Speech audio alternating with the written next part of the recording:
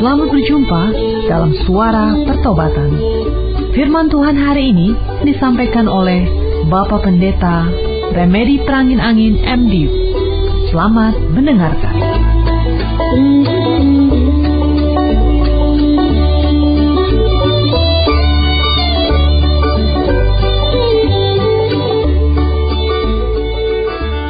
Terima kasih Tuhan Yesus, Engkau telah mempersatukan kami kembali dalam persekutuan lewat udara.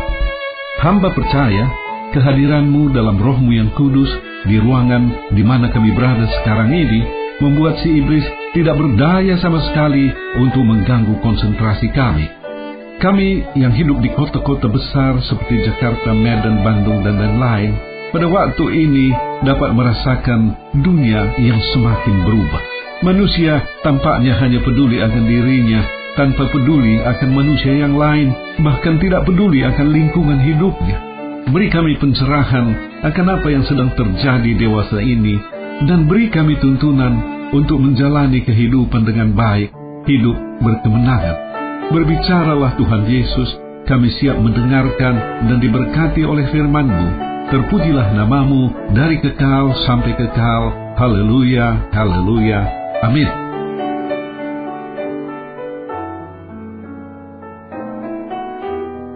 Shalom, apa kabar? Senang sekali bertemu saudara di udara. Saya harap saudara ada dalam keadaan damai, sejahtera, dan sukacita dimanapun berada sekarang ini, di rumah, di tempat kerja, sedang dalam perjalanan, melakukan kegiatan tertentu, atau mungkin sedang berada di rumah sakit. Semoga program ini memberkati saudara, menemani di saat kesepian, menghibur di saat berduka, memberi semangat di saat lesu, memberi kekuatan di saat lemah, memberi visi dalam kegelapan perjalanan kehidupan. Tuhan Yesus memberkati kita semua melalui firman-Nya. Saudara-saudara yang dikasihi Yesus Kristus, apakah saudara pernah dengar nama Pacific Place, Hotel Ritz-Carlton? Bagi sebagian kita, tampaknya itu adalah nama-nama asing, tetapi semuanya ada di Jakarta. Memang banyak hal di Jakarta sekarang ini, dan juga masa yang akan datang, membuat kita terasa sebagai orang asing. Akhir bulan Juli tahun 2012 yang lalu, saya mendapat undangan menghadiri sebuah pameran seni rupa yang digelar di ballroom Hotel Ritz-Carlton di sebuah mall yang bernama Pacific Place di Jakarta. Perasaannya seperti berada di luar negeri, saudara. Di lantai dasar mall itu sedang dipajang beberapa mobil yang namanya barangkali juga asing bagi telinga kita, seperti Bentley dan Jaguar. Harganya beberapa M. Saya ikut-ikutan pakai kata M, maksudnya miliar rupiah. Ada yang berharga 2 miliar atau 3 miliar. Dengan uang 3 miliar, berarti kita bisa memberikan uang kepada antrian yang terdiri dari 3.000 orang, masing-masing 1 juta rupiah. Jumlah yang luar biasa besar. Harga mobil sampai 3M di jalanan kota Jakarta. Bukan main. Sebelum dimulainya acara, kami sempat berjalan ke beberapa toko di mall itu. Di tempat yang jual peralatan elektronik, dipajang sebuah TV berharga 77 juta rupiah. Ada lagi mesin cuci seharga 14,5 juta rupiah, katanya bisa membilas selembut gerakan tangan manusia. Di tempat pameran, saya melihat pula lukisan-lukisan yang dijual dengan harga 150 juta rupiah sebuah. Saya merasa seperti di tempat asing, bukan seperti di Jakarta. Di sekeliling mall Pacific Place menjulang pula sejumlah menara tinggi, bangunan perkantoran, dan apartemen. Tidak jauh dari mall Pacific Place akan dibangun sebuah gedung setinggi 600 meter yang direncanakan pengembangnya selesai tahun 2017.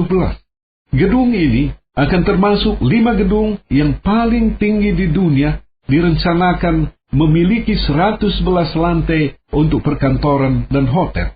Di atasnya ada anjungan bagi pengunjung untuk melihat sekeliling Jakarta tanpa ada halangan.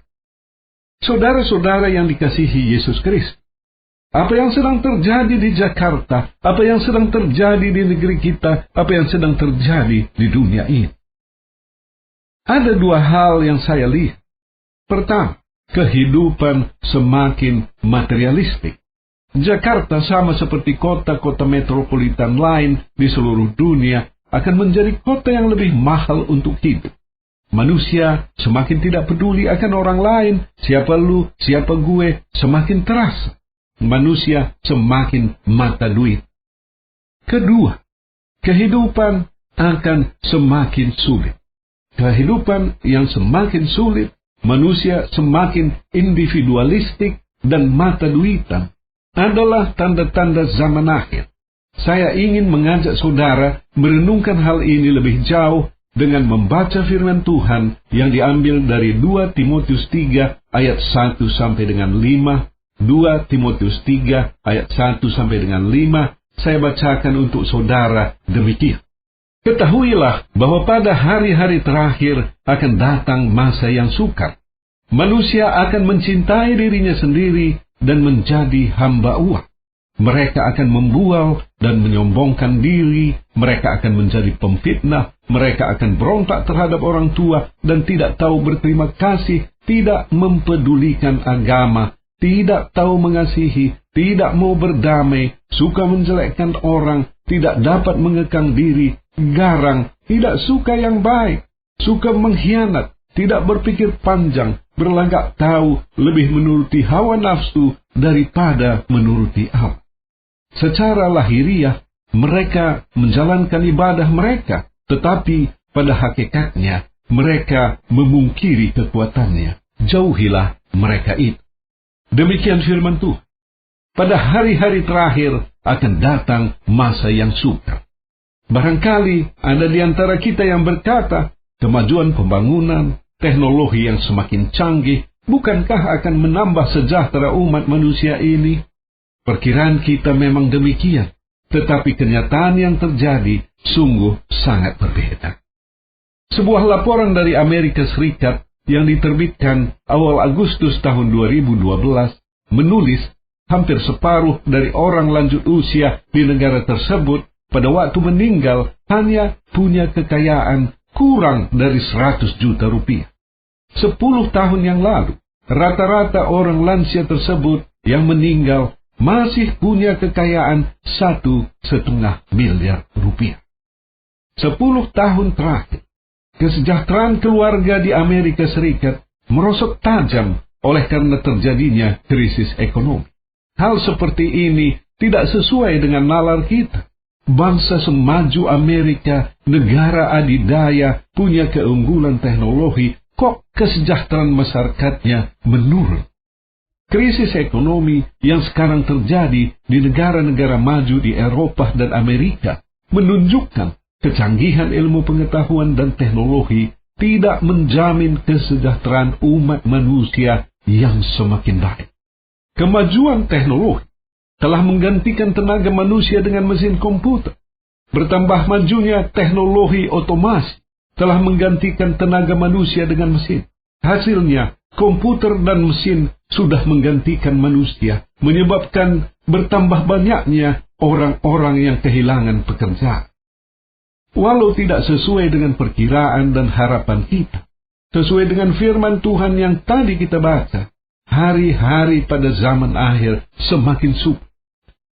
Selanjutnya, Paulus mengatakan kepada Timotius dalam ayat kedua, pada hari-hari terakhir, manusia akan mencintai dirinya sendiri dan menjadi hamba uang. Orang semakin individualistik, semakin mementingkan diri sendiri.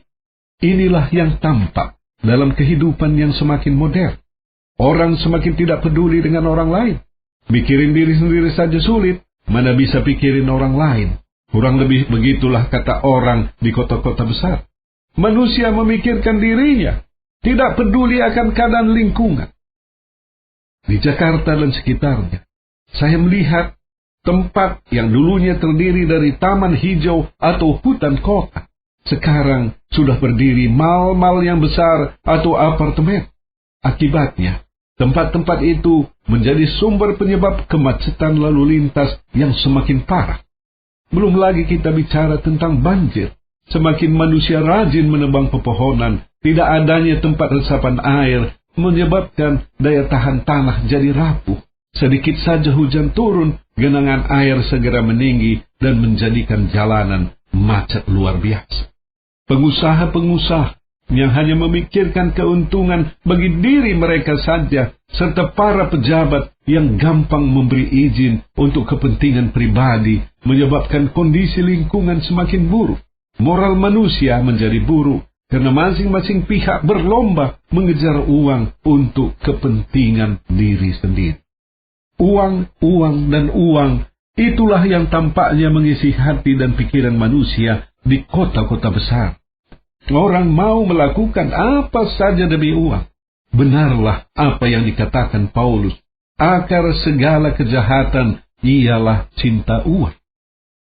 Kita mungkin pernah membaca cerita tentang Gehazi, pembantu Nabi Elisa dalam 2 Raja-Raja pasal 5.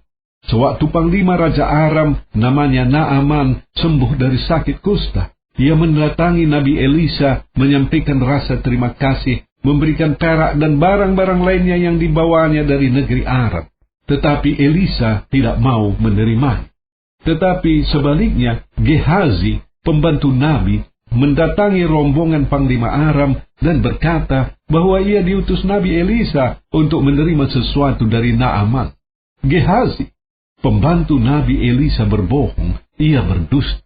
Naaman memberikan sejumlah perak kepada Gehazi dan menyimpannya. Tetapi Gehazi terkejut. Ternyata Nabi Elisa mengetahui apa yang sudah diperbuatnya.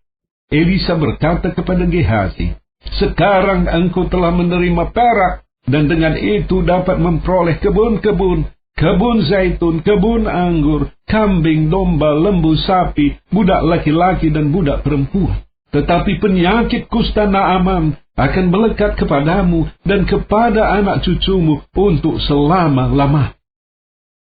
Sungguh tragis, saudara. Gehazi, orang dekat hamba Tuhan, sekarang menderita seumur hidupnya. Bukan dia sendiri saja, tetapi seluruh keturunan.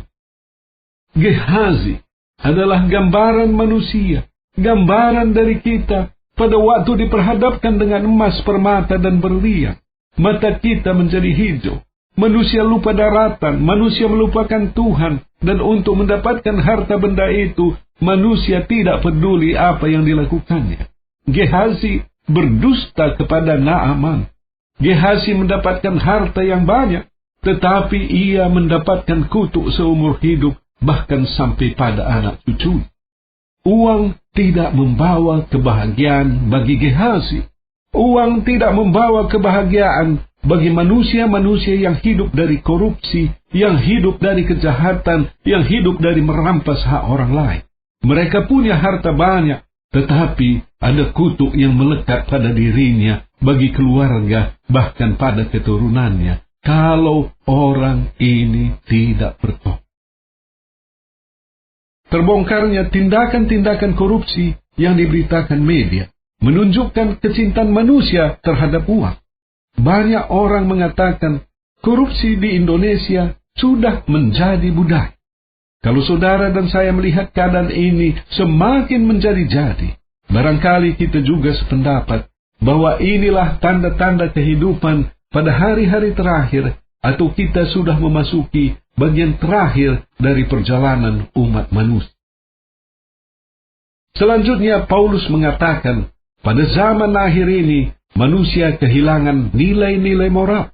Mereka akan membual dan menyombongkan diri. Mereka akan menjadi pemfitnah. Mereka akan berontak terhadap orang tua dan tidak tahu berterima kasih, tidak mempedulikan agama, tidak tahu mengasihi, tidak mau berdamai, suka menjelekkan orang, tidak dapat mengekang diri, garang, tidak suka yang baik, suka mengkhianat, tidak berpikir panjang, berlagak tahu, lebih menuruti hawa nafsu daripada menuruti Allah.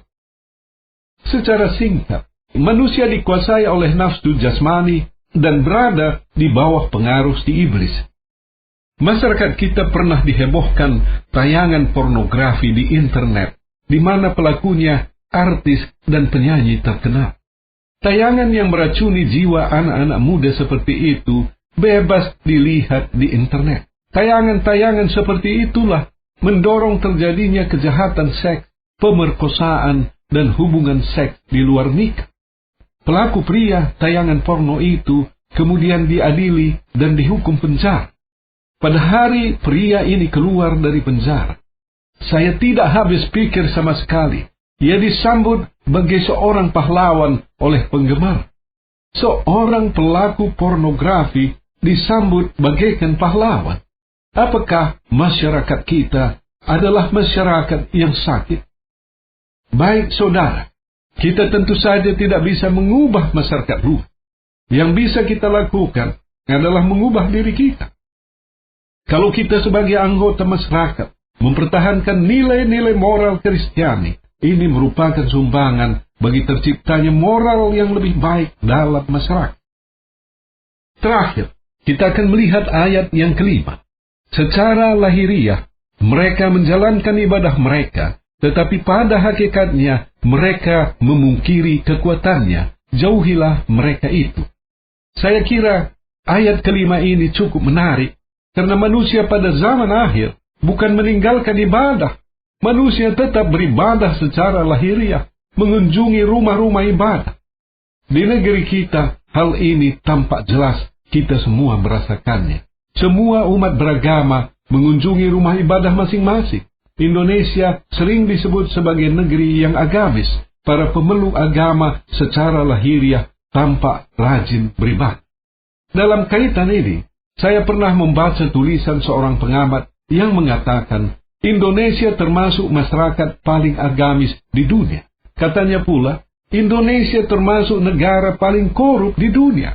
Dari 146 negara, Indonesia tercatat dalam kelompok 10 besar negara yang paling korup di dunia.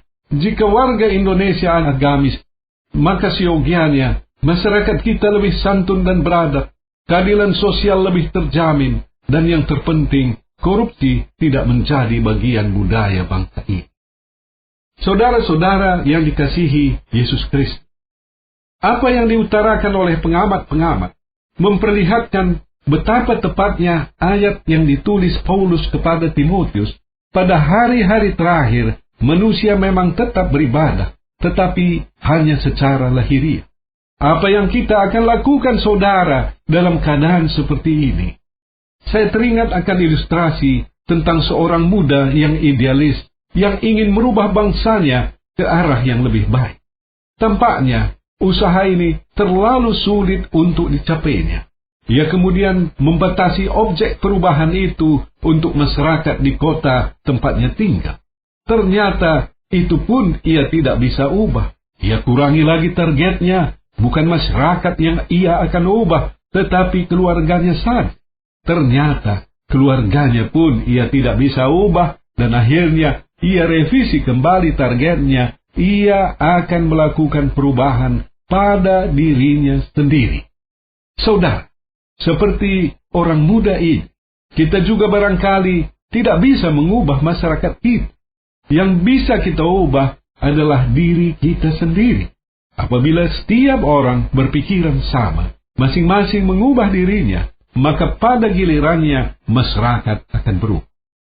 Saudara-saudara kekasih Yesus Kristus, pada hari-hari terakhir ini, marilah kita semakin tekun beribadah. Beribadah yang saya maksudkan bukan sekadar rajin berkunjung ke gereja dan persekutuan doa, karena ini barulah sebuah penampakan lahiriah.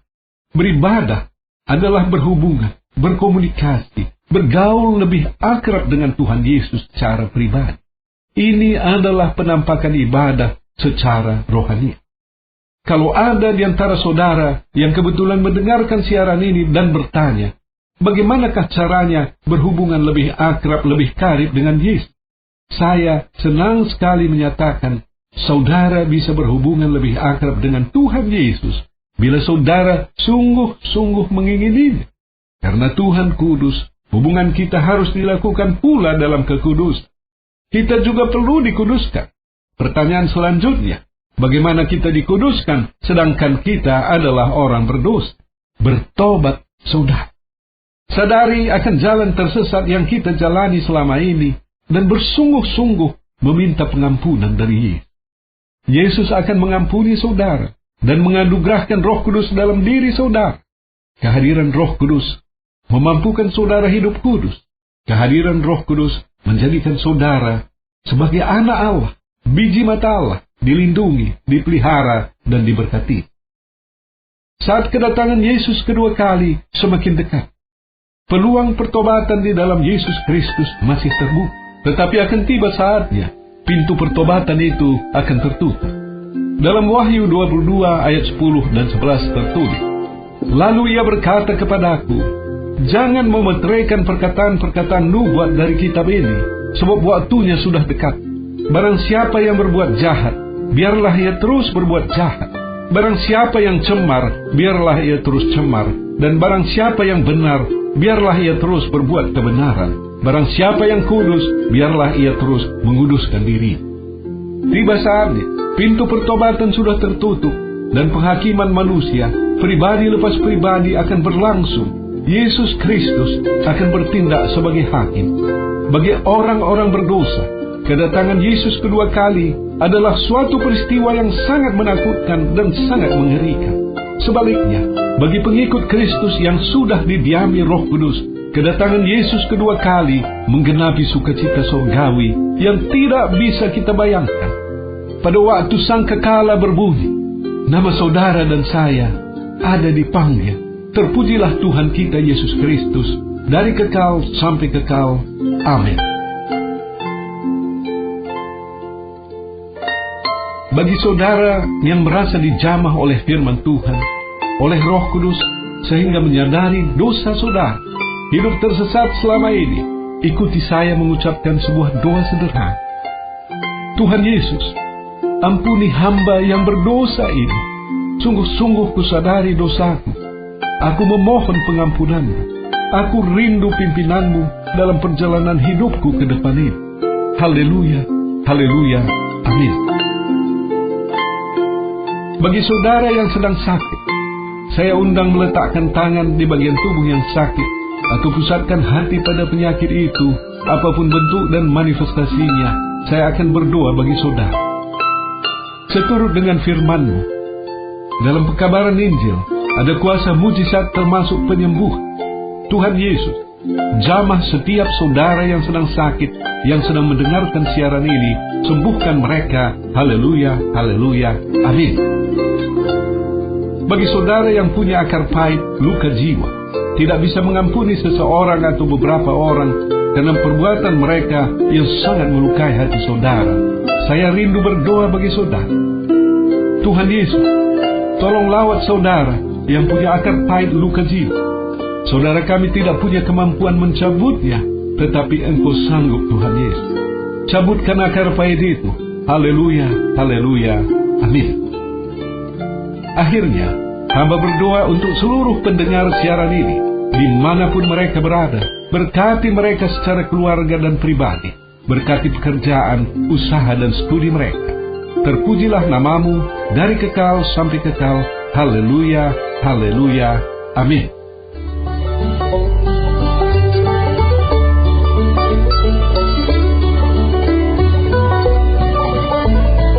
Kita sudah mendengarkan firman Tuhan yang disampaikan oleh Bapak Pendeta Remedi Prangin Angin MD. Pendengar dapat mengirimkan pokok-pokok doa kepada Suara Pertobatan, alamat email suarapertobatan@gmail.com, suarapertobatan@gmail.com, SMS atau telepon di pesawat 021 7005 8400, 021 7005 8400. Sampai jumpa pekan depan pada hari dan jam yang sama. Tuhan Yesus memberkati.